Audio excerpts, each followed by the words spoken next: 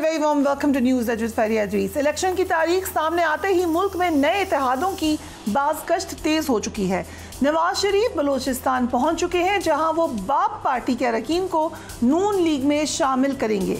नून league का एक वफ्द कराची भी गया, जहां उनकी MQM और GDA के अरकान से मुलाकात हुई।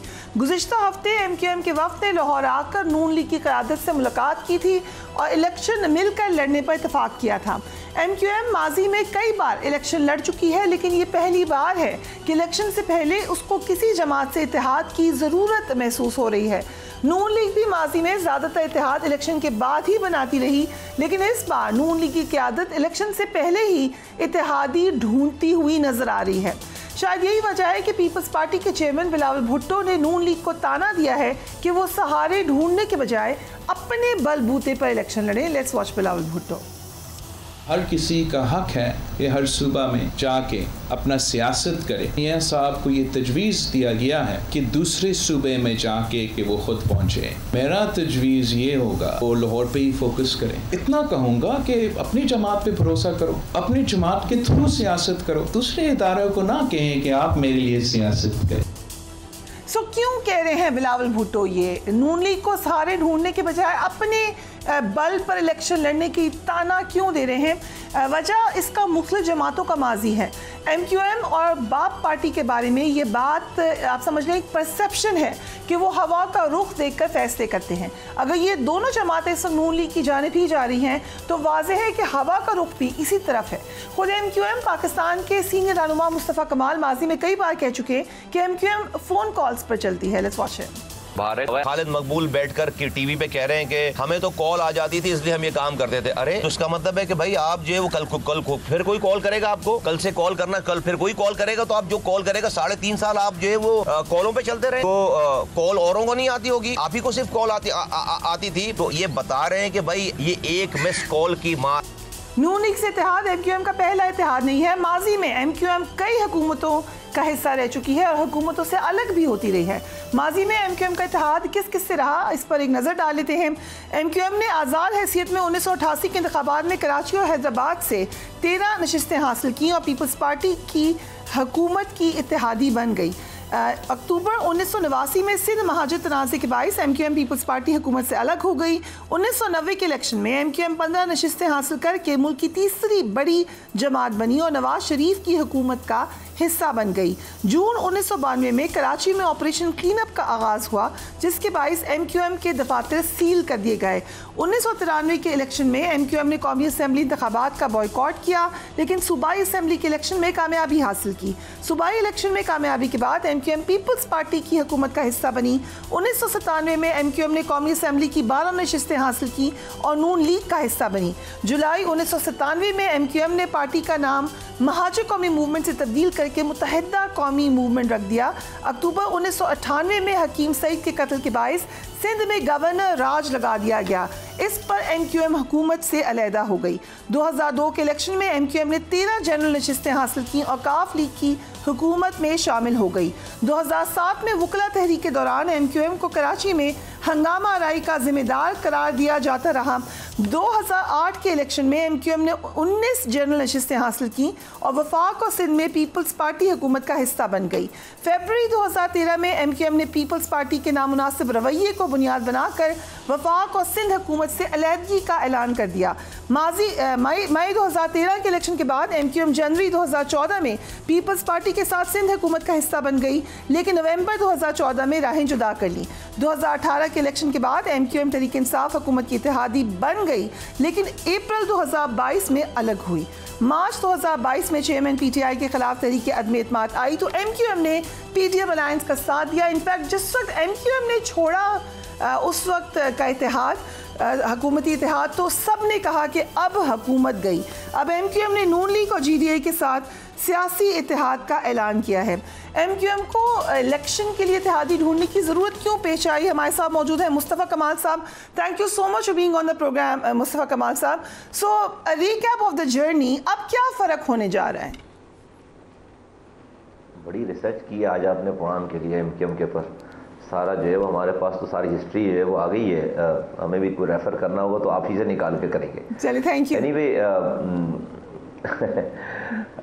فریہ ایسا ہے کہ ہمارے پاس آپشن نہیں ہے. پیپلز پارٹی نے 15 سالوں سے جو کچھ سندھ میں کیا ہے اور جو آج بھی ان کا رویہ ہے اور جو وہ جس طرح سے شہر پر قبضہ کرنا چاہتے ہیں, کام کر کے دلوں کو جیتنا نہیں چاہتے, وہ اپنے پیسے سے الیکشن خریدنا چاہتے ہیں, وہ اپنی پولیس سے, اپنے آروز سے الیکشن کو خریدنا چاہتے ہیں, وہ شہر پر قبضہ کرنا چاہتے ہیں. ہمارے پاس اس کے علاوہ کوئی اور آپشن نہیں ہے کہ ہم اینٹائی پیپلز پارٹی جتنی بھی جماعتیں ہیں ان کے ساتھ ایک مضبوط اتحاد بنائیں. اچھا, یہ اس لیے بھی ضروری ہے, آپ کو پتہ ہے کہ یہاں پر ہمیں خاطر خواہ کوئی الیکٹورل حلقوں میں کوئی اس طرح کی کوئی ہمیں شاید ضرورت نہ ہو, اور نہ ہی پیپلز PMLN کو ہماری کوئی ضرورت پنجاب میں ہوگی, لیکن ہم اس الیکشن جیتنے کے اوپر بات نہیں کر رہے. ہمارا سارا محور ہے کہ اس پاکستان کو اور پاکستان کے لوگوں کو الیکشن کے بعد ان مسائل کے دلدل سے نکالا کیسے جائے, بات اس کے اوپر ہو رہی ہے. بات الیکشن صرف جیتنے کی نہیں ہو رہی کہ کچھ بھی کر کے جوڑ توڑ کر کے الیکشن بس سیٹیں جیت لو اور اسمبلیوں میں پہنچ جاؤ, یہ بات نہیں ہو رہی, بلکہ ابھی تک سیٹوں کے اوپر ہماری کوئی بات ہی نہیں ہوئی. ساری بات 2 میٹنگوں میں, پہلے میاں صاحب کے پاس اور میاں نواز شریف صاحب کے پاس اور ان کی پوری ٹیم کے ساتھ, اور ابھی جب ان کی ٹیم یہاں پر آئی تھی, خواجہ سعد رفیق صاحب اور ایاز صاحب جہاں پر آئے تھے اور ان کے اور لوگ جو یہاں پر آئے تھے, میمن صاحب وغیرہ, تو ان سے بھی صرف یہ بات ہوئی کہ ہم پاکستان کے لوگوں کو اور پاکستان کو اس مسائل سے کیسے نکالیں گے, اور اس کے لیے جو MQM پروپوز کر دی ہے, جس کو PMLN کے لوگوں نے ایگری کیا ہے, اور اس کا اظہار خواجہ سعد رفیق صاحب نے یہاں کی پریس کانفرنس میں آنے کے بعد کیا کہ ہم MQM 3 آئینی ترامیم چاہتی ہے لوکل گورنمنٹ کے حوالے سے, 3rd tier of the government کے حوالے سے. وزیر اعظم, وزیر اعلیٰ کی طرح لوکل گورنمنٹ کے ڈپارٹمنٹ آئین میں لکھ دیے جائیں, جس طرح سے national finance commission NFC award آئین میں ہے, اسی طرح سے PFC ایوارڈ جو ہے وہ آئین میں لکھ دیا جائے, اور ہمیں PFC ایوارڈ وفاق ہمارا PFC ایوارڈ ڈسٹرکٹ کا PFC ایوارڈ NFC ایوارڈ کے ساتھ ہی دے دے. اور تیسری بات یہ ہم کہنا چاہتے ہیں کہ جب تک ملک میں لوکل گورنمنٹ الیکٹڈ نہیں ہے, جب تک ملک میں MPs MNs کی الیکشن نہیں ہونا چاہیے, جو صوبائی خود مختاری ہو گئی ہے, ہم ضلعی خود مختاری کی بات کر رہے ہیں, جب تک ملک میں ضلعی خود مختاری نہیں ہوگی ہمارے مسائل حل نہیں ہوں گے. اس لیے ہم یہ ساری گفتگو اور ساری الائنس جو ہے وہ اس کا محور یہ ہے, یہ ایک ایشو ہے, 1 پوائنٹ ایجنڈا ہے MQM کا. ٹھیک, بٹ اس سے لگتا یہ ہے کہ آپ کو یہ یقین ہے کہ حکومت PMLN کی ہے, یہ یقین کیسے آپ کو؟ حکومت پیپلز پارٹی کی بھی ہو سکتی تھی. دیکھیے, پاکستان کے ڈائنامکس ایسی ہیں کہ جو پنجاب جیتے گا وہ اس کو حکومت کے چانسز زیادہ ہیں. پیپلز پارٹی نے بہت کوشش کر لی کہ پنجاب میں خرید و فروخت کا بازار گرم کریں, اور ساؤتھ پنجاب اور ادھر ساری جو ہے وہ ساری داؤ پیچ آزما لیے گئے, بلوچستان کے داؤ پیچ آزما لیے گئے, وہ داؤ چلے نہیں ہیں سارے, ٹھیک ہے, وہ سارا مس فائر ہو گیا. نواز شریف صاحب کے آنے کے بعد PMLN 2018 میں بھی پنجاب کی سب سے بڑی پارٹی تھی. اصولاً تو حکومت ان کو ملنی چاہیے تھی, لیکن 2018 میں جو لوگ سب کچھ کروا رہے تھے انہوں نے ڈیفینیٹلی حکومت نہیں دی. اور آپ کو پتہ ہے کہ پنجاب میں عمران خان صاحب کی وزارت عظمیٰ کے دوران 21 میں سے جو ہے وہ 19 الیکشن جو ہے وہ PMLN جیتی ہے وہاں پہ. آج جب PTI کا کوئی پتہ نہیں ہے اور اس کے جو حالات ہیں, سیاسی حالات ہیں, اس میں ہمیں بالکل یہ لگتا ہے کہ پنجاب کی بڑی پارٹی تو اس وقت جو ہے وہ PMLN ہی ہے. تو آپ کو یہ لگ رہا ہے کہ PTI نہیں, اس کی پریزنس بالکل نہیں ہوگی اس الیکشن میں؟ پنجاب میں ایک وہ بہت بڑا فیکٹر ہے, اس کا ووٹ بینک ہے, لیکن آپ کو یہ لگ رہا ہے کہ کمفرٹبلی جیت جائے گی PMLN؟ دیکھیں, PTI کا ووٹ بینک میری نظر میں آپ اس سے اور PTI کے دوست جو ہے وہ چاہنے والے اس سے جو ہے وہ اختلاف کر سکتے ہیں. میرا یہ ماننا ہے کہ وہ عمران خان کی محبت کا ووٹ نہیں ہے, وہ جو دوسری پارٹیز ہیں اور خاص طور پر پیپلز پارٹی, اس سے نفرت کا ووٹ ہے. اگر یہ PDM کی حکومت بنی اس میں پیپلز پارٹی نہیں ہوتی, PMLN مخالف ووٹ ہے وہاں پر, پیپلز پارٹی بھی وہی دیتی رہی ووٹ, وہی ووٹ ٹرانسفر ہوا ہے PTI کو. نہیں, PMLN مخالف ہے, وہ پیپلز پارٹی مخالف ووٹ نہیں ہے. جی, اچھا, میری رائے ڈیفرنٹ ہے. یہ جو PDM کا نقشہ بنا نا, جس میں ساری جماعتیں مل گئیں اور اس میں پیپلز پارٹی اور PMLN بھی رہی, میں سمجھتا ہوں کہ اگر PMLN کا مخالف سے ووٹ ہوتا تو PMLN بائی الیکشنز جو ہے وہ عمران خان کی حکومت میں نہیں جیت رہی ہوتی. نہیں, وہ کم تھا نا, ووٹ کم ہو سکتا ہے, وہ یہ نہیں ہے کہ وہ زیادہ ہے. میری رائے ہے, میری رائے ہے, سن لیں, میری رائے آپ نہ مانیں, میری رائے یہ ہے, میرا تجزیہ یہ ہے کہ یہ جو پیپلز پارٹی کی جوڑ توڑ کی جو کہانی ہے نا پورے ملک بھر میں، اور خرید و فروخت کی کہانی ہے، اور جو یہاں پر 15 سالوں سے ان کی کرپشن کی داستان ہے، سسٹم ہے، بس سسٹم پنجاب میں تو نہیں چل رہا نا، سسٹم تو سندھ میں چل رہا ہے، زمینوں پہ قبضے تو سندھ میں چل رہے ہیں، یہاں پر SBCA میں جو ہے وہ سسٹم تو سندھ میں چل رہا ہے، یہاں پہ پولیس جو ہے وہ پیسے لے کر سندھ میں لگائی جاتی ہے. تو یہ جو سسٹم ہے نا، وہ جو پیپلز پارٹی کی شکل نظر آئی PDM کی حکومت میں، اس سے میں سمجھتا ہوں کہ اس کو بہت بڑا نقصان ہوا ہے PMLN کو، کہ یہ سب لوگ ایک ہیں. اگر صرف PMLN شاید اکیلی ہوتی تو شاید یہ والا فرق نہ آتا. یہ میرا تجزیہ ہے، آپ ہو سکتا نہ مانے. میں سمجھتا ہوں کہ اس کو اگر جو ہے وہ ڈفرینشیٹ کریں گے، اگر الگ الگ کریں گے PMLN والے، تو میں سمجھتا ہوں کہ پھر وہ عمران خان صاحب کی محبت جو ہے وہ لوگوں کے پاس اتنی نہیں رہ جائے گی. اور PMLN کا بہت کام ہے، گراس روٹ پہ بہت زیادہ کام ہے. آپ اس کو ایک دم سے وہ نہیں ہٹا نہیں سکتے، نکال نہیں سکتے پنجاب کی سیاست سے. رائٹ. PMLN کا کراچی میں کوئی ووٹ ہے کہیں پر؟ جی PMLN کے پاکٹس ہیں کچھ یہاں پر، جہاں پر وہ UC چیئرمین جیتتے رہے ہیں یہاں پہ PMLN کے. لیکن ہم نے PMLN کے ووٹ کو دیکھ کر PMLN سے دوستی کا ہاتھ نہیں بڑھایا ہے. اور چونکہ 16 مہینوں سے پچھلے 16 مہینوں سے MQM PMLN کی حکومت کا حصہ رہی ہے. اس میں ایک ہمارے ساتھ بہت ہی پلیزنٹ واقعہ پیش آیا. وہ تھا یہاں پر مردم شماری، جو کہ سندھ پاکستان میں مردم شماری ہوئی اور سندھ میں ہوئی. سندھ میں وزیر اعلیٰ، ان کے DCs، ان کے ACs، ان کے انیومریٹرز، ان کا جو رول تھا اس سینسس کے اوپر وہ بہت ہی نیگیٹو تھا. اور 7 اپریل کو یہ اعلان ہو گیا کہ سندھ کی آبادی جو ہے وہ 1 کروڑ، کراچی کی آبادی 1 کروڑ 30 لاکھ ہے، اور الیکشنز کی سینسس کی ڈیٹ ختم ہونے کا اعلان کر دیا جا رہا تھا اگلے دن. ہم ثبوت و شواہد لے کر جو ہے وزیر اعظم شہباز شریف صاحب کے پاس گئے، حسن اقبال صاحب جو وزیر ہیں ان کے پاس گئے. انہوں نے ہماری بات سنی، اور ہماری بات سننے کے بعد، ثبوت دیکھنے کے بعد، انہوں نے ڈیٹس ایکسٹینڈ کی 15 دن کے ڈیٹس ایکسٹینڈ ہوتے چلے گئے. اور جب 23 جولائی کو جب سینسس کی ڈیٹ کلوز ہوئی ہے، تو جو 7 اپریل کو 1 کروڑ 30 لاکھ پر کراچی کی آبادی کلوز کر رہے تھے، 2 کروڑ 3 لاکھ یعنی کہ 73 لاکھ لوگوں کے اضافے کے ساتھ، بازیابی کے ساتھ وہ سینسس کلوز ہوئی ہے. یہ جس سے 1 سیٹ انٹیریئر سندھ سے کراچی منتقل ہو گئی، 3 پروونشل اسمبلی کی سیٹ جو ہے وہ کراچی منتقل ہو گئی. اس سے ہمارا اعتماد PMLN کی گورنمنٹ پہ آیا کہ انہوں نے ہماری جائز بات اگر پوری نہیں مانی تو ہماری تھوڑی سی بات مانی، جس سے ہمارے دکھوں کا مداوع ہوا ہے. ایک تو یہ بات. دوسری بات یہ کہ ہم جو آئینی ترمیم کی بات کر رہے ہیں وہ الیکشن کے جیتنے کے لیے نہیں ہے، الیکشن کے بعد کی بات ہے.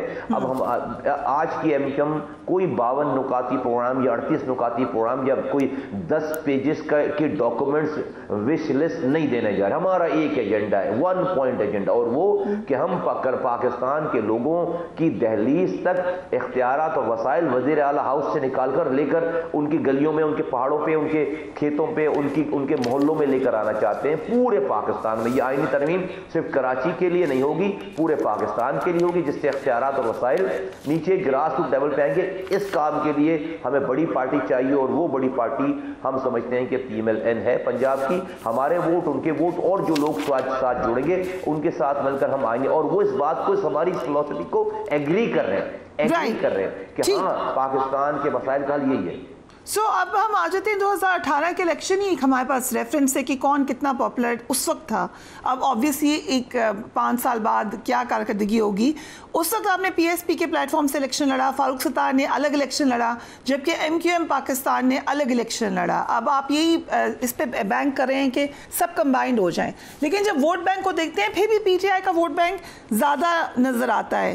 یہ بالکل ختم ہو جائے گا ووٹ بینک؟ اب ہم جماعت اسلامی بھی ایک فیکٹر دیکھ رہے ہیں، پیپلز پارٹی، یا یہ کہیں اور کنورٹ ہو جائے گا، یا آپ کو لگ رہا ہے کہ یہ آپ ہی کا ووٹ تھا جو PTI کے پاس گیا اور واپس آ جائے گا؟ What's your assessment?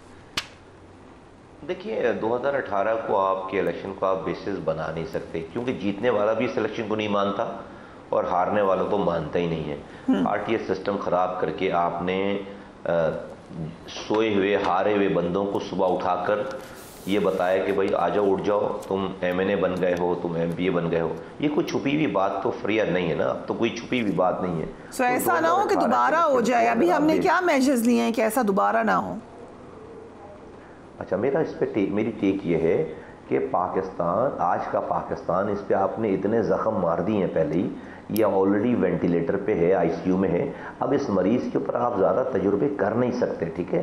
یہ بالکل آپ کا یہ خدشہ ٹھیک ہے کہ کوئی یہ کر سکتا ہے، لیکن اب یہ ایڈونچرزم جو ہے وہ ہو نہیں سکتا کہ تباہ برباد کر دیا پورا فیبرک، آپ نے پولیٹیکل انسٹیبلٹی کر دی، اکانومک کرائسس جنم دے دیا۔ اب یہ عمران خان صاحب نے آئی ایم ایف سے ایگریمنٹ کر رکھا تھا، صرف اپنی پاپولیرٹی کے لیے انہوں نے سبسڈیز میں اضافہ کر دیا، سبسڈیز دے دیں، جس سے آئی ایم ایف نے ٹرانچ جو ہے وہ روک لیے۔ آئی ایم ایف کے پاس کہتے تھے کہ جائیں گے نہیں اور جو ہے وہ خودکشی کر لیں گے، ان کے فائنانس منسٹر نے 11 مہینے لگا دیے، جو وہ ڈالر بڑھنا شروع ہوا ہے تو آج تک رکنے کا نام نہیں۔ تو یہ ایک نہ رکنے والی، جب آپ کو یہ غلط کام کر لیتے ہیں، غلط طریقے سے لوگوں کو لے آتے ہیں، آپ پورے ملک کو تہس نہس کر کے رکھ دیا آپ نے۔ اگر آپ یہ تجربہ دوبارہ کرنا چاہتے ہیں، میں تو نہیں روک سکتا، بہت چھوٹا سا کمزور سا آدمی ہوں، میری پارٹی بہت کمزور پارٹی ہے اس حوالے سے، لیکن یہ ملک آپ کا متحمل ان کاموں کا نہیں ہو سکتا۔ تو آج جو حالات ہیں اس ملک کے، میں سمجھتا ہوں کہ سینس پریویل کرنا چاہیے، اور سینس پریویل کر رہا ہے۔ مجھے ایسے کوئی ابھی آثار، ایسے اثرات نہیں لگ رہے۔ میں سمجھتا ہوں کہ جو اگر بہت 100% فیئر اینڈ فری نہیں ہوئے تو کم سے کم جو وہ والی زیادتیاں نہیں ہوں گی اس الیکشن میں جو 2018 میں جیتی ہوئی پارٹیوں کے ساتھ ہوئی ہیں۔ اور آج کی جو ایم کیو ایم یہ ہے، یہ زیادہ متحد ہے، یہ زیادہ یونائٹڈ ہے، یہ زیادہ مضبوط ہے، اور جو لیگیسی ہے 15 سال پیپلز پارٹی کے کام کرنے کی، انہوں نے پینے کا پانی دیا نہیں ہے، آج بھی کھلے ہوئے گٹر میں بچے گر کر مر رہے ہیں، 5 لاکھ نوکریاں دی ہیں، ہمیں کوٹے پہ بھی کوٹا نہیں دیتے، ہمارے کوٹے پہ بھی جو جعلی ڈومیسائل بنا کر ہمارا کوٹا کھا جاتے ہیں، ہر طرف تباہی بربادی ہے۔ تو میں سمجھتا ہوں کہ آخری کام اس شہر میں ہمارے ہاتھوں سے ہوا تھا۔ میرے زمانے میں یہ شہر دنیا کے 12 تیزی سے ترقی کرنے والے شہروں میں شامل تھا۔ آج پیپلز پارٹی کے دور کے 15 سال کے دور کے بعد یہ شہر دنیا کے officially 5 worst living cities in the world میں شامل ہے۔ اس سارے حالات کو دیکھتے ہوئے ہم یہ سمجھتے ہیں کہ مصطفیٰ کمال صاحب کہ سارا الزام نہ ڈالیں ایسے کھل کر، اس سارے عرصے میں ایم کیو ایم کیا بالکل حکومت کا حصہ نہیں رہی؟ کدھر تھی ایم کیو ایم؟ وہ بھی تو پارٹ آف دا پرابلم یا پارٹ آف دا سلوشن کم سے کم نہیں تھی؟ یہ بھی بات مان لیں، یہ تو کہہ دیں کہ یس ماضی کی ایم کیو ایم بھی انہی کا حصہ رہی اور نہیں کر سکی ڈیلیور، اب ہم ایک نئی ایم کیو ایم ہے، تھوڑا سا چینج تو کریں اس بات کو۔ میں نہیں کہتا کہ ہم جو ہے بہت سب سے اچھے لوگ ہیں، لیکن میں کہتا ہوں کہ ہم سارے بروں میں کم برے لوگ ہیں، we are the lesser evil, اور اگر آپ بروں میں ڈھونڈیں گے تو ہماری برائیاں سب سے کم ہیں۔ میں نہیں کہتا کہ ہم سب سے، ہماری غلطیاں ہیں، میں مانتا ہوں ہماری غلطیاں ہیں، ہماری کوتاہیاں ہیں، اور لیکن آج ہمارے فیصلے یہاں ہو رہے ہیں، زمین پر ہو رہے ہیں، پاکستان میں ہو رہے ہیں، اور ہم روزانہ اپنی غلطیوں کو، کوتاہیوں کو کم کر رہے ہیں، ختم کر رہے ہیں ہم ہر دن کے گزرنے کے ساتھ۔ اور ہم نے اس 1 سالہ دور میں بہت بڑی اچیومنٹس کی ہیں، اور اس میں سب سے بڑی اچیومنٹ سینسز میں 73 لاکھ لوگوں کو ایڈ کرانا۔ کوئی مظاہرہ نہیں کیا، ایک لڑکا شہید نہیں کروایا، ایک لڑکے کو لاپتہ نہیں کروایا، کسی کارکن کو گھر چھوڑ کر جانا نہیں پڑا، کسی کو گالی نہیں بکی، بردباری کے ساتھ، جوائنٹ ایفرٹ کے ساتھ اپنے کیس کو پریزنٹ کیا، اور ہم نے اپنا رزلٹ حاصل کیا، اور 37% کراچی کی آبادی ہوگی سندھ کی آبادی کے مقابلے میں، وچ از اے گریٹ اچیومنٹ۔ 33% سے 37% پہ چلے گئے، گریٹ اچیومنٹ۔ اگلے سینسس میں ہم 50% کراس کریں گے۔ اسی طرح سے یہ جو آج کی کیمپین چل رہی ہے پچھلے 3 ماہ سے، ہم گراؤنڈ پر ہیں، لوگوں کو ہم نے جو ہے وہ ہوپ دی ہے، اور ہم سمجھتے ہیں کہ آخری لیگیسی کام کرنے کی ہماری ہی ہے۔ تو آپ بالکل، میں مانتا ہوں ہماری غلطیاں ہیں، ہو سکتا ہے کہ جو ہے وہ بہت زیادہ، اگر نہیں تو بہت تھوڑی سی غلطیاں ہماری بھی ہیں۔ ہم سارے بہت زیادہ برے نہیں ہیں، کم بروں میں ہمارا شمار ہے، اور ہم نہیں کہہ رہے کہ ہم سب سے اچھے لوگ ہیں۔ پی ایم ایل این کے ساتھ الائنس پہلے بھی رہ چکا ہے متحدہ قومی موومنٹ کا، اور آپریشن کی ہر دفعہ شروع ہو جاتا ہے، ہر دفعہ اس پہ اعتراض بھی شروع ہو جاتا ہے۔ اس دفعہ بھی اگر پی ایم ایل این نے آ کر آپریشن کا ارادہ کیا کراچی میں، تو آپ کا کیا موقف ہوگا؟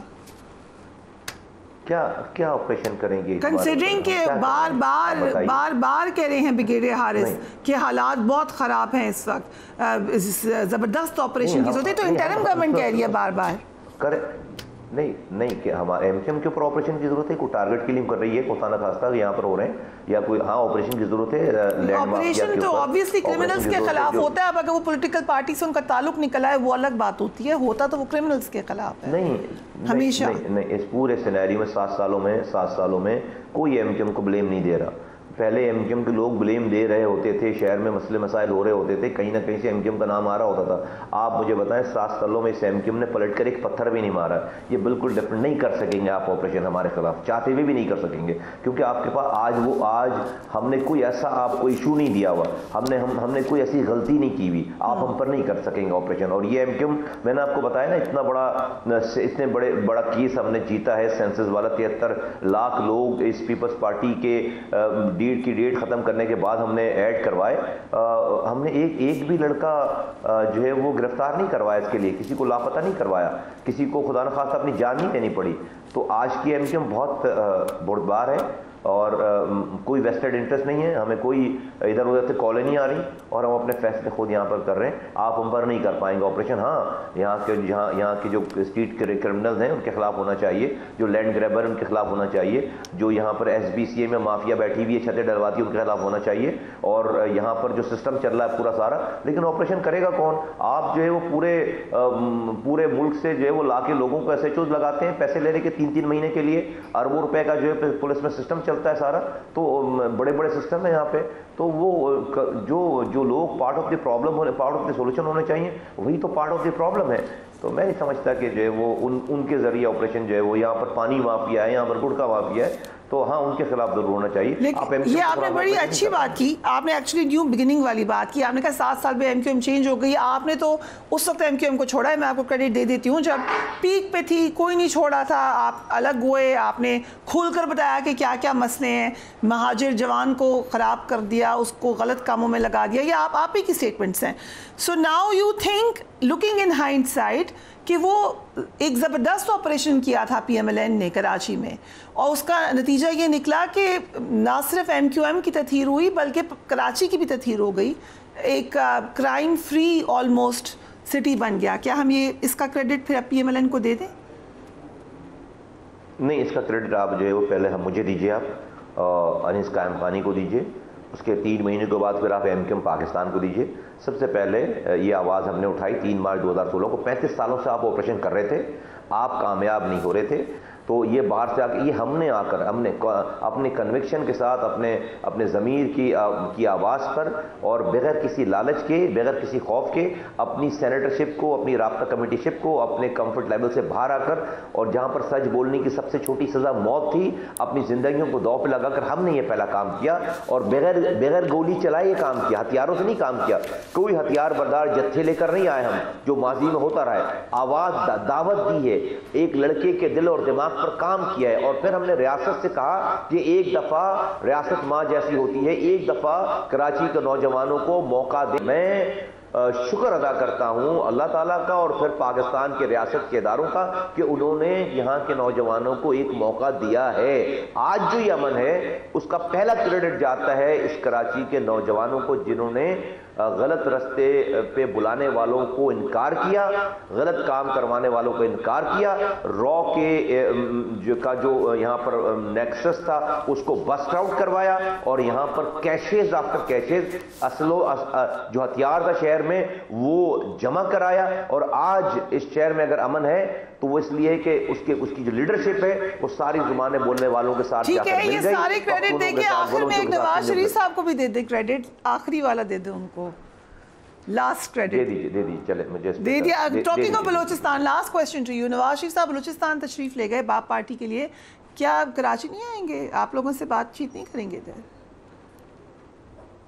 ویسے ہماری طرف سے کوئی اس طرح کی کوئی ڈیمانڈ نہیں ہے, ان کا ملک ہے, وہ جہاں چاہیں جائیں, اور وہ یہاں آئیں گے تو موسٹ ویلکم آئیں گے ہی یقیناً. سندھ کا ان کو دورہ ان کی پارٹی نے کروانا ہی ہے, انہوں نے کرنا ہی ہے, اور وہ آئیں گے تو مجھے امید ہے کہ کراچی بھی آئیں گے, سندھ آئیں گے تو کراچی بھی آئیں گے, اور ہو سکتا ہے ہماری ملاقات بھی ہو. لیکن کوئی اس طرح کی کوئی طے یا کوئی ڈیمانڈ یا کوئی اس طرح کی کوئی گفتگو ایسی نہیں ہے, ہم اپنا کام کر رہے ہیں. رائٹ. مصطفیٰ کمال صاحب, thank you so much for joining us on News Age. ایک بریک لیں گے, اس کے بعد غازہ کی صورتحال مزید خراب سے خراب تر ہوتی چلی جا رہی ہے, سیز فائر دور دور تک نظر نہیں آ رہا, اور انسانیت بلک رہی ہے. Right after break.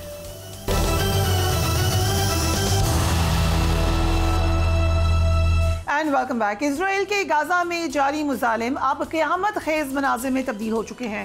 रोज़ ही क़यामत आती है वहाँ। गाजा के मकीनों के हालात इंतहाई दुगरगू हो चुके हैं और वहाँ का सबसे बड़ा हस्पताल अल शिफा अब कब्रिस्तान का मंजर पेश कर रहा है। अल शिफा हॉस्पिटल के अंदर और बाहर लाशें ही लाशें हैं और उनको दफनाने का जो निज़ाम है वो भी इस वक्त ख़त्म हो चुका है। अल शिफा हस्पताल में मौजूद नॉर्मल बच्चों के लिए इंक्यूबेटर की सहूलत ख़त्म हो चुकी है और इन बच्चों को इंक्यूबेटर से हटाकर गर्म पानी के करीब मुंतकिल कर दिया गया है। ये मासूम बच्चे मौत और ज़िंदगी की कश्मकश में मुब्तला हैं और पूरी आलमी बरादरी की जानिब, ख़ास तौर पे मुस्लिम दुनिया की जानिब देख कर बिलबिला रहे हैं। अल शिफा हॉस्पिटल पर इजराइल ने वहशियाना बमबारी की जिससे 179 अफराद मलबे तले दब कर शहीद हो चुके हैं। मलबे तले दबने वाले अफराद में 2 नौमौलूद बच्चे और ICU में मौजूद 29 मरीज शामिल हैं। ह्यूमन राइट्स वॉच ने इसराइल के मजालिम की जंगी जराइम के कवानीन के तहत तहकीकात का मुतालबा कर दिया है, लेकिन सवाल यही है कि इस मुतालबे को सुनेगा कौन। अपने बयान में ह्यूमन राइट्स वॉच का कहना था कि गाजा के अस्पतालों पर इजरायली हमलों की तहकीकात बतौर जंगी जराइम होनी चाहिए। इजरायली फौजी गाजा में तिब्बी सहूलतें, तिब्बी कारकुनान और ट्रांसपोर्ट पर हमले कर रहे हैं। इजरायली फौजी गाजा के सेहत के निज़ाम को मज़ीद तबाह कर रहे हैं। बैनुल अक़वामी फौजदारी अदालत इजरायली जराइम की तहकीकात के लिए आज़ाद बैनुल अक़वामी कमीशन ऑफ इंक्वायरी बनाए। गाजा में इंसानी हकूक़ के इदारों, मीडिया, अक़वाम मुत्तहिदा के नुमाइंदों समेत कोई भी महफूज नहीं है। कमेटी टू प्रोटेक्ट जर्नलिस्ट के मुताबिक गाजा में अब तक 42 सहाफ़ी जान से हाथ धो चुके हैं। इजरायली हमलों में 9 सहाफ़ी ज़ख्मी, 3 लापता जबकि 13 गिरफ्तार किए जा चुके हैं। आई मस्ट ऐड, ये एक बड़ा मुहतात अंदाज़ा है। जो एक्चुअल डेवस्टेशन है उसके बारे में शायद कोई भी अभी हतमी तौर पे नहीं बता सकता। मती मिसबा सहाफ़ी हमें ज्वाइन करे हैं गाज़ा से। इस वक्त वो अल अक्सा हस्पताल के सामने मौजूद हैं, उनकी तरफ चलते हैं। थैंक यू मती Misbah for joining us on news as. You are standing in front of Aqsa Hospital right now. What is the situation of this hospital and the other hospitals in Gaza right now? Yes, first of all, thanks for having me. As you can see that right now I'm existed and located in the vicinity of the Al-Aqsa Martyrs Hospital, which is located in the central area of Gaza Strip. And the situation here is so difficult and so dire. It's not about the collapsed health sector here in the hospital, and it's not about the medical situation as a whole, but on the other hand, it's also about the humanitarian situation. As you know that we have thousands of the Palestinian civilians who fled their houses from Gaza City and the northern part of Gaza Strip into the central area of Gaza Strip, where we are located right now. We are talking about more than 3,000 of the people, of the civilians who fled their houses and evacuated their neighborhoods under the Israeli airstrikes and under the demands of the Israeli army in order to push them to evacuate Gaza City and northern Gaza Strip. So they found no place to go but the hospital. They took the hospital as a shelter. So we are talking about a complicated situation right now. Needless to mention that the general situation regarding the providing the medical health, the medical care, and the medical service for the injured people and for the injuries here in the hospital is so difficult because there is no access to the medical equipment, no access to the medicine. The rooms inside the buildings and inside the departments are totally overwhelmed with the number, with the incrementally increasing number of the wounded people. As you know that the Israeli occupation forces till this moment for the 38th day in a row maintain the targeting and maintain their airstrikes against the Palestinian several areas here in the Gaza Strip, including the central area of Gaza Strip. So we are amid a real catastrophe happening and taking place in full view of the international community and full view of the whole world. Until this moment, the people here, they are really struggling in order to have any access to their basic needs, and this kind of humanitarian situation is getting worse and worse with the time. I mean that the situation yesterday was much better than the situation today, and the situation today is much better than the situation tomorrow. So this is the situation. It's graveling and it's exacerbating when it comes to the general situation. And as you know, that till this moment, Rafah crossing, which is the only crossing for the Palestinian people in the Gaza Strip, is still shut down without having any entry for the basic humanitarian needs and the fuel, basically, which is. अगर इसकी क्योंकि हमारा राब्ता वहाँ पे क्योंकि internet की service इतनी ठीक नहीं है, इसलिए राब्ता हमारा मुनक़ता हुआ। हम दोबारा कोशिश करेंगे। उन्होंने कहा कि कोई इस वक्त जो सूरत हाल है वो कल से भी ख़राब है, कल की सूरत हालों से एक दिन पहले से भी ख़राब थी। हर रोज़ सूरत हाल बुरी से बुरी होती जा रही है। मेडिकल इक्विपमेंट उनके पास नहीं है, जो मेडिसिन है वो नहीं आ सक रही है, लोगों की बेसिक नीड्स के लिए एक मसला पड़ा हुआ है। बहुत बड़ी तादाद में लोग अफेक्टेड हो चुके हैं वहाँ पर। कुछ लोग जो कि कामयाब हुए भी हैं वहाँ से निकलने के लिए, वो आगे किस हाल में रह रहे हैं, बहुत मुश्किल है ये तमाम का तमाम सिलसिला। हर रोज़ की उन्होंने कहा जो ज़रूरियात हैं उनके लिए वो एक स्ट्रगल है, वो एक जदोजहद है। हमारे साथ मोती मिसबा दोबारा मौजूद है। मोती, we saw horrific images on social media and some of the media outlets of babies being injured, babies dying, especially at Al Shifa Hospital. We saw babies in incubators and they were forced to shut down those incubators and take babies out. Have they been looked after now? What is the situation of those babies and elderly? Yes, the situation, as you know, that Gaza City and the Shifa Hospital is entirely isolated from the surrounding areas in the Gaza Strip, and the situation there is so dire and difficult. The Shifa Hospital is going to be a collective graveyard for the Palestinians inside the Shifa Hospital vicinity and yards. It's not about the Palestinian patients, it's also about the newborn babies, and it's about also the injured people and the wanted people inside, as they have no access to the basic humanitarian needs and necessities, just like water, food, and sanitation, because the Israeli occupation till this moment, actually, the Israeli occupation forces till this moment surround Al-Aqsa, Al-Shifa Hospital, and they prevent any entry into Al-Shifa, and they also prevent anyone else from or among the people who are existing inside the Al-Shifa Hospital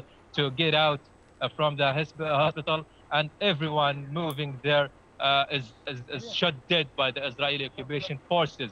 So this is the situation right now. We are talking about a real genocide, a real massacre committed left, right, and center against the Palestinian civilians. Until this moment, we are talking about the whole world is still looking in apathy, in full apathy for what is going on. And we don't. And what is happening right now is unbelievable. It's unbearable. We have no words. We have no words to describe what is going on right now.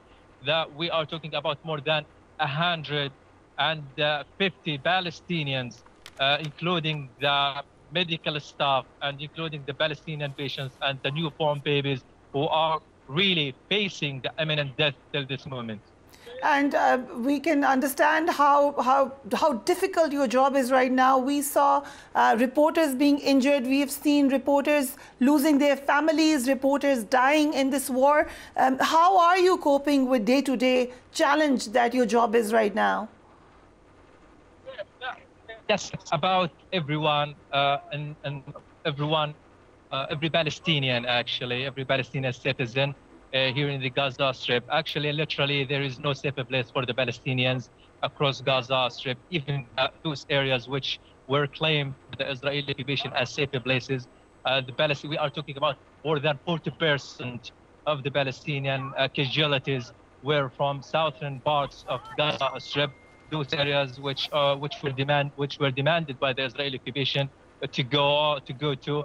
And as you know, that the vast majority of the people who fled Gaza Strip and fled the northern part of Gaza Strip into the southern part, but the Israeli occupation deliberately targeted those people. And right now, as we are talking, there are many airstrikes targeting apparently the surrounding areas of Gaza, of the Al-Aqsa Martyrs Hospital, as we are talking right now. And definitely there would be many casualties over those airstrikes.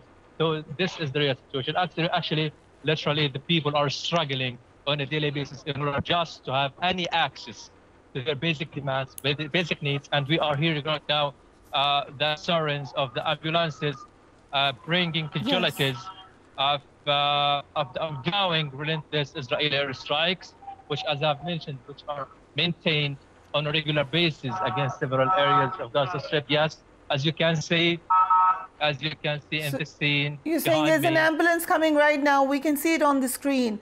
Yes, we are witnessing and we are observing that there are, as you can see, we have ambulances, and definitely there are many casualties brought to the hospital as a result of ongoing Israeli airstrikes. So जब हम बात कर रहे हैं तो हमें बता रहे हैं कि इस वक्त इजरायली एयर स्ट्राइक हुई और एम्बुलेंस वहाँ पर आई है उसकी विजुअल ऑब्वियसली इतनी क्लियर नहीं है हम आपको दिखाते हैं we can see it right now can you please help us see a little bit if possible again please yeah oh God so there are more injured people coming in right now as you are talking to us. Yes, sure. As you can see live on air, there are many casualties and many wounded people are being brought to the hospital right now. Yes, this is the situation. This is the frequent and the regular scene that we are observing on a daily basis for more than 38 consecutive days. We are talking about two major scenes happening on a daily basis, on a regular basis. Every moment we have the scene of the people who are being brought to the hospital by the ambulances as the Israeli airstrikes are maintained and continued against several areas across all Gaza Strip. In addition to that, we are talking about the other scene, which about, as you can see, thousands of the Palestinian civilians who took refuge and took this hospital as a shelter. And they are really deprived of any basic human needs or humanitarian needs in order to give them at least the protection, to give them at least in order to survive this kind of unprecedented situation.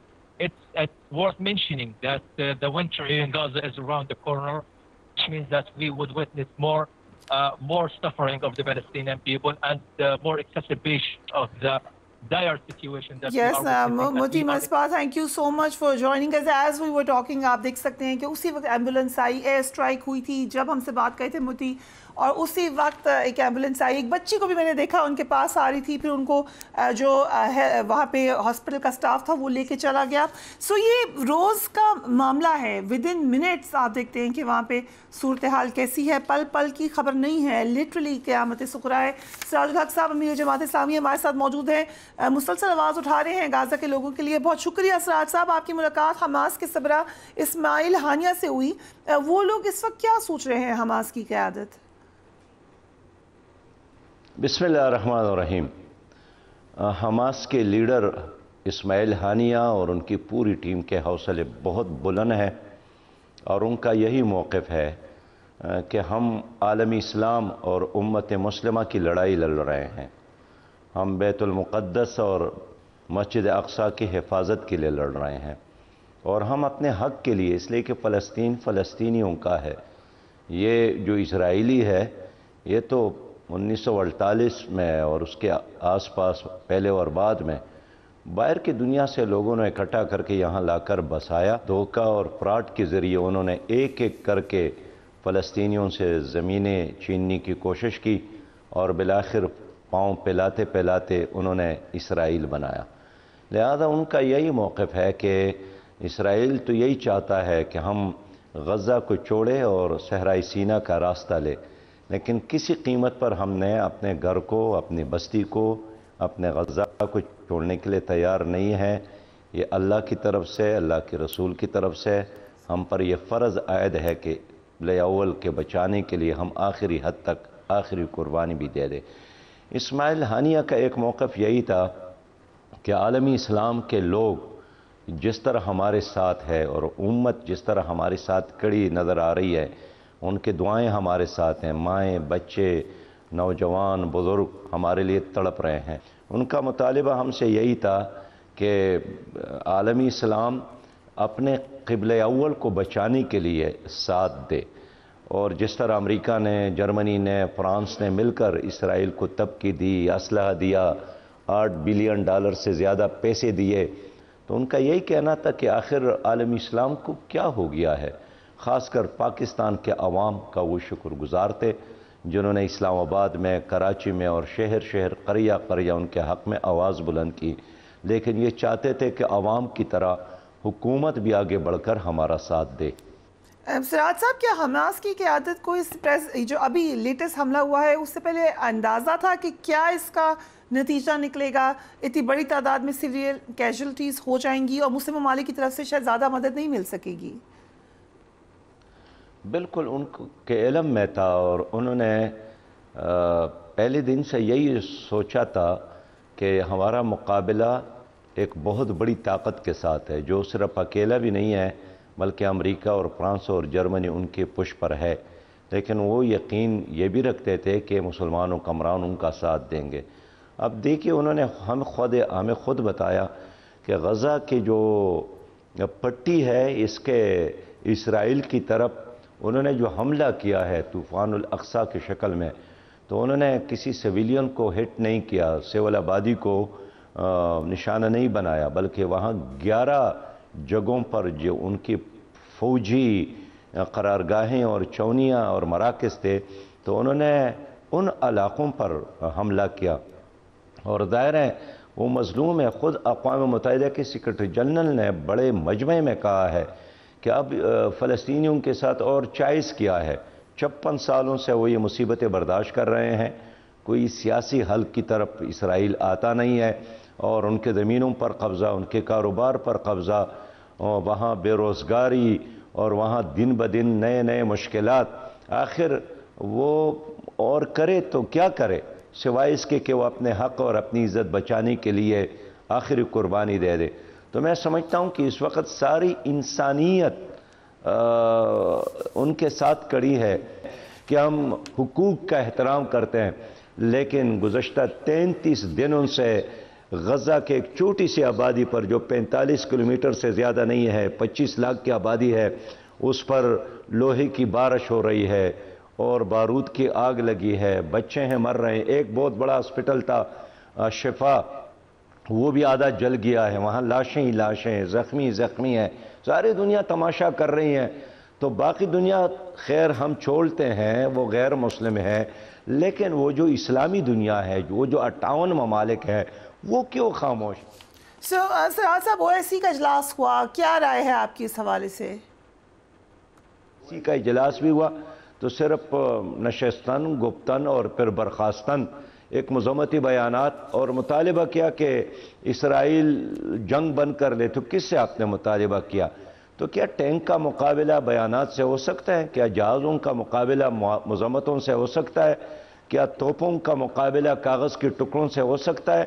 اس لیے OIC سے پوری مسلم امہ کی یہی مطالبہ ہے کہ وہ ایک بین الاقوامی فلسطین فنڈ بھی قائم کرے، وہ اسرائیل اور اس کے سرپرست کمپنیوں کا بائیکاٹ بھی کرے، اور وہ غزہ کے عملی طور پر اس طرح اقدام کرے کہ غزہ بچ جائے، اس کی سیکیورٹی کا انتظام کرے. اس طرح اگر 2.25 ارب مسلمان ہیں، ایک بالٹی اٹھا کر، پانی سے برف بالٹی اٹھا کر اسرائیل کی طرف بہائیں تو اس میں بہ سکتے ہیں. لہذا اگر 25 لاکھ کی آبادی اتنی بڑی طاقت کا مقابلہ کر سکتی ہے تو 2.25 ارب مسلمان کو کیا ہو گیا ہے؟ کوئی بھی صلاح الدین ایوبی نہیں ہے، کوئی بھی حضرت عمر ابن خطاب کے راستے پر چلنے والا نہیں ہے، کوئی بھی وقت کا ابن قاسم نہیں ہے جو اپنے بین کے پکار پر لبیک کہے. ہم یہی چاہتے ہیں کہ مسلمان حکمران غزہ کو بچانے کے لیے عملی اقدامات کرے. مذمت تو مسجد کے مولوی بھی کرتا ہے اور دعا بھی دیتا ہے. حکمران کا کام ایکشن لینا ہے، اقدام کرنا ہے. مذمت عام انسان کا کام ہے، آپ کا کام تو یہی کہ مرمت کریں. رائٹ. سراج صاحب، غزہ کے علاقوں پر بھی بمباری ہو رہی ہے، سویلینز پر مسلسل ہو رہی ہے، اسکول سویلین علاقے تباہ و برباد ہیں، یہ جنگی جرائم ہو رہے ہیں مسلسل. کیسے عالمی دنیا خاموش ہے اس پر؟